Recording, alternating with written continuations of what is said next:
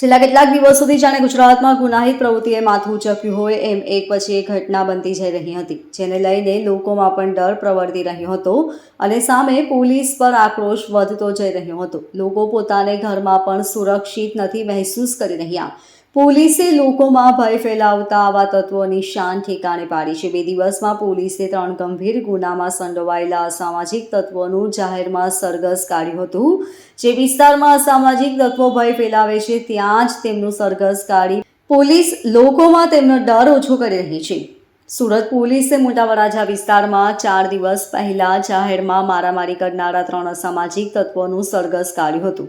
મોટા વરાછામાં ઈંડાની લારી ચલાવતા યુવક પર પાર્કિંગ જેવી સામાન્ય બાબતમાં હુમલો કરવામાં આવ્યો હતો. હુમલાની ઘટના સીસીટીવીમાં કેદ થઈ ગઈ હતી.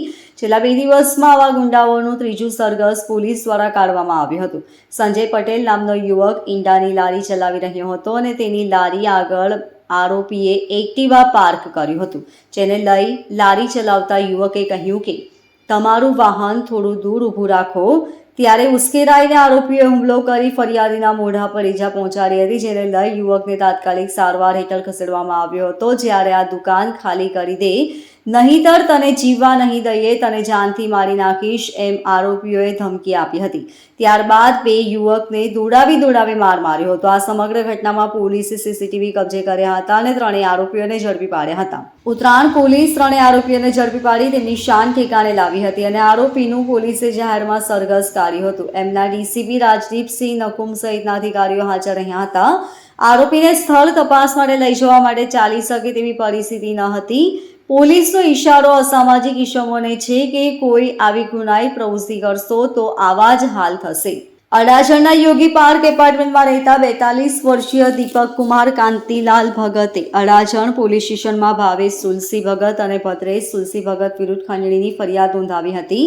બંને ભાઈએ દીપકને ધારિયા જેવું હથિયાર બતાવી ધમકાવ્યો હતો કે રેતી ભરેલી એક ટ્રકના 1000 રૂપિયા ખંડણી આપવી પડશે, નહીં તો જાનથી મારી નાખીશું.